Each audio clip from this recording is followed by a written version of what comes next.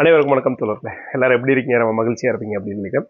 நம்ம இந்திய அரசியலமைப்புடைய வரலாற்று தாக்கம் அப்படின்ற டாபிக் பார்த்துட்டு இருக்கோம். இதுல ஐரோப்பியர்கள் வருகையில இருந்து என்ன பண்ணலாம், இந்திய அரசியலமைப்பு வரலாற்று தாக்கம் ஆரம்பிச்சிடும். காரணம் என்ன அப்படின்னா, ஐரோப்பிய நாட்டில் மட்டும்தான் என்ன பண்ணுவாங்க, ஒரு எழுதப்பட்ட மகாசாசனம் அல்லது எழுதப்பட்ட ஒரு அமைப்பு, ஒரு புத்தகம் இருக்கும். அதை பயன்படுத்தி அதன் அடிப்படையில ஆட்சி செய்வாங்க.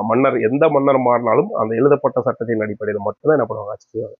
அதை பார்த்து தான் இந்தியாவிலேயே என்ன பண்ணுவாங்க, இந்திய அரசியலமைப்பு அப்படி நமக்கு வேணும் அப்படின்னு சொல்லிட்டு எல்லாருமே கூறியிருந்தாங்க. அதன் அடிப்படையில் பார்த்தோம்னா 1765 ஆங்கிலேயர்கள் திவானி உரிமையை வங்காளத்தில் எடுத்ததுல இருந்து கிட்டத்தட்ட ஒரு 14 சட்டங்கள் 1773 1947 இந்திய சுதந்திர சட்டம் வரைக்கும் கிட்டத்தட்ட ஒரு 14 சட்டங்களை இயற்றிருந்தது. இதுல பார்த்தோம் அப்படின்னா 1892 சட்டம் வரைக்கும் நம்ம ஆல்ரெடி பார்த்துரும். இன்னைக்கு பார்க்க வேண்டியது என்ன அப்படின்னா, மிண்டே மார்லி சீர்திருத்தம் 1909, அதுக்கப்புறம் மாண்டேக சேம்ஸ் போர்டு சீர்திருத்தம் 1919, இந்த 2 சட்டத்தை தான் நம்ம இப்போ பார்க்கலாம். அடுத்த காணொலியில் 1935 சட்டமும் 1947 சுதந்திர சட்டம் பற்றி பார்க்கலாம். ஓகேங்களா? ஸோ இதுக்கு முன்னாடி நம்ம பார்த்தது இந்திய கவுன்சில் சட்டம் 1861 அடிப்படையில் தான் என்ன பண்ணுறாங்க, இடஒதுக்கீட்டு முறை கொண்டுட்டு வராங்க. ஓகேங்களா? இடஒதுக்கீட்டு முறை. அதுக்கப்புறம் அதே மாதிரி பார்த்தீங்கன்னா ஆளுநருடைய நிர்வாக குழு என்ன பண்ணுறாங்க, மத்திய சட்டமன்றமாக மாற்றுறாங்க. மத்திய சட்டமன்றத்தில் குறைந்தது உறுப்பினர்கள் 6லேருந்து 12 பேர் இருக்கணும் அப்படின்னு சொல்லி குறிப்பிட்டிருப்பாங்க. அதன் பிறகு பார்த்தோம்னா 1892 மத்திய சட்டமன்றத்தை 2ஆக பிரிச்சிருப்பாங்க.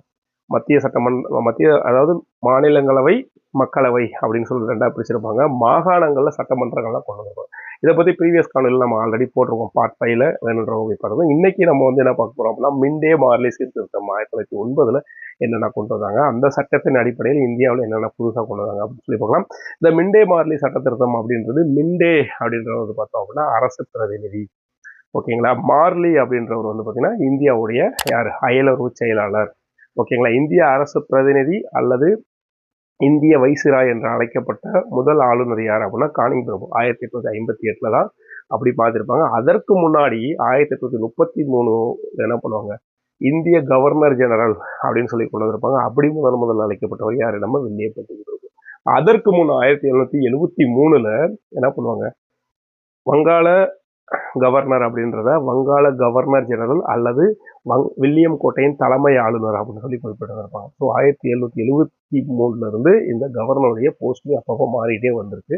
அந்த தலைவர்களுடைய அந்த பட்டம்ன்றது, அந்த பொறுப்புக்கான பெயர் அப்பப்போ மாறிட்டே இருந்தது. ஓகேங்களா? அப்படி 1909 மிண்டே மார்லி சீர்திருத்தத்தின் போது இந்தியாவுடைய வைஸ்ராயா இருந்தவர் தான் மிண்டே பிரபு. அதே மாதிரி இந்தியாவின் அயலுறவு செயலாளர் தான் மார்லி பிரபு அப்படின்னு. இவங்க 2 பேரும் கொண்டு வந்ததுனாலதான் இந்த சட்டத்தை என்ன சொல்றாங்க, மிண்டே மார்லி சீர்திருத்தம் 1909. ஸோ இப்போ இந்த சட்டத்தின் போது என்ன பண்ணுவாங்க அப்படின்னா, மத்திய சட்டமன்றம் இருக்குல்ல, அதோடைய உறுப்பினர்களின் எண்ணிக்கையை அதிகபட்சமா 60ஆ மாற்றிடுவாங்க. ஓகேங்களா? அதாவது 1861 இந்திய கவுன்சில் சட்டத்தின் போது நிர்வாக குழுவை மத்திய சட்டமன்றமா மாற்றுவாங்க. அப்போ அந்த சட்டமன்றத்தில் அதோடைய உறுப்பினர்கள் 6 to 12 பேர் இருப்பாங்க. அதுக்கப்புறம் 1892 இந்த சட்டமன்றம், மத்திய சட்டமன்றம் இருக்குல்ல, அதோடைய உறுப்பினர்களை என்ன பண்ணுவாங்க அப்படின்னா 10லேருந்து 16 அப்படின்னு சொல்லி இருப்பாங்க. அதன் பிறகு மிண்டே மார்லி சீர்திருத்தம் 1909 என்ன பண்றாங்க, அந்த உறுப்பினர்கள் அதிகபட்ச எண்ணிக்கை 60ஆ மாத்துறாங்க. ஸோ அப்படியே 1 by 1 நீங்க பாத்தீங்கன்னா மட்டும்தான் ஒரு கோர்வையா உங்களுக்கு என்ன பண்ண முடியும், ஞாபகம் வச்சுக்கோங்க. அடுத்து பார்த்தோம் அப்படின்னா, இந்த 60 உறுப்பினர்கள்ல 27 உறுப்பினர்கள் என்ன பண்றாங்க, தேர்ந்தெடுக்கப்பட்டவர்கள் அப்படின்னு சொல்லி சொல்லப்படுறது. மீதி இருக்கிற உறுப்பினர்கள், மீதி கிட்டத்தட்ட ஆல்மோஸ்ட் 33 உறுப்பினர்கள் என்ன பண்றாங்க, நியமன முறையில் பிரிட்டிஷ் அரசாங்கம் நியமனம் செய்யுது. அது மட்டும் இல்லாம இந்த 1909 மிண்டே மார்லி சீர்திருத்தத்தின் போதுதான் என்ன பண்றாங்கன்னா, வகுப்புவாரி பிரதிநிதித்துவம்னா முஸ்லீம்களுக்கு இடஒதுக்கீட்டு முறையில தொகுதிகளை கொடுக்குறாங்க. 1909 முதல்ல முஸ்லீம்களுக்கு தனி தொகுதி ஒதுக்கப்பட்டது எப்ப அப்படின்னா 1909 மிண்டே மார்லி சீர்திருத்தம். அதே மாதிரி வகுப்புவாரி பிரதிநிதித்துவம் அப்படின்ற மாதிரி கொடுத்து வராங்க. ஆனா இந்த வகுப்புவாரி பிரதிநிதித்துவம் அல்லது என்னது முஸ்லீம்களுக்கு தனி இடஒதுக்கீடு அப்படின்ற கான்செப்டை எங்க இருந்து ஸ்டார்ட் பண்றாங்க அப்படின்னா, 1859 கானிங் பிரபு என்ன பண்ணுவார் அப்படின்னா, இலாக்கா ஒதுக்கீட்டு முறை அப்படின்ற ஒரு முறையை அறிமுகப்படுத்துவார். இந்த இலாக்கா ஒதுக்கீட்டு முறையை 1861 என்ன பண்ணுவாங்க அப்படின்னா நடைமுறைப்படுத்தி அரசாங்க வேலையில இடஒதுக்கீடு அப்படின்னு சொல்லி கொடுப்பாங்க. அதை அடிப்படையாக கொண்டுதான் அது ஒரு கீ மாதிரி பயன்படுத்தா இங்க என்ன பண்றாங்க, முஸ்லீம்களுக்கு இடஒதுக்கீடு அப்படின்னு சொல்லிட்டு புதுசாக கொண்டுட்டு வராங்க. அதன் பிறகு என்ன பண்ணுறாங்க, பெரிய மாகாண சட்டமன்றங்களில் வந்து கூடுதல் உறுப்பினர்களுடைய எண்ணிக்கையை வந்து என்ன பண்ணுறாங்க, 50 உயர்த்துறாங்க. அதே மாதிரி இந்த மாகாண சட்டமன்றமும் அதே மாதிரி 1861 கொண்டு வந்திருப்பாங்க. அதுக்கப்புறம் 1892 கொஞ்சம் விரிவுபடுத்திருப்பாங்க.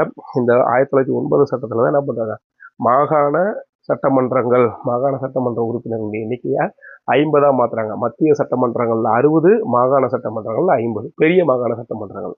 அடுத்து என்ன பண்ணுறாங்கன்னா, வரவு செலவு அறிக்கை இருக்குல்ல, அது தொடர்பாக பொதுமக்கள் நலன்களில் குறித்து விவாதங்களையும் விவாதம் செய்யவும் தீர்மானம் நிறைவேற்றவும் சட்டமன்றங்களுக்கு அதிகாரம் வழங்குறாங்க. இந்த வரவு செலவு அறிக்கை அப்படின்றது எப்பயிலிருந்து, அதாவது 1892 கவுன்சில் சட்டத்தில் இந்த வரவு செலவு கணக்கு, அதுக்கப்புறம் பார்த்தீங்கன்னா பொதுமக்களின் நலன் குறித்து கேள்வி கேட்கறதுக்கு தான் வந்து என்ன பண்ணுவாங்க, 1892 அனுமதி கொடுத்துருப்பாங்க.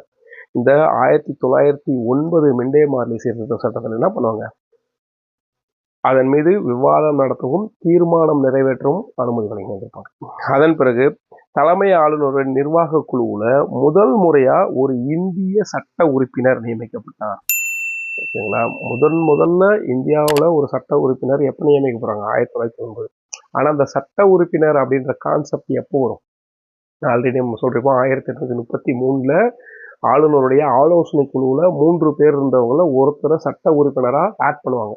அப்படி ஆட் பண்ணவர் யார் அப்படின்னா மெக்காலே பிரபு.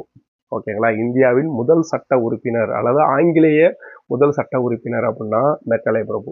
அதே மாதிரி இந்தியாவின் அதாவது இந்தியராக இருப்பவர் ஒருத்தர் முதல்ல சட்ட உறுப்பினராக எப்படி நியமிக்கப்படுறார், 1909.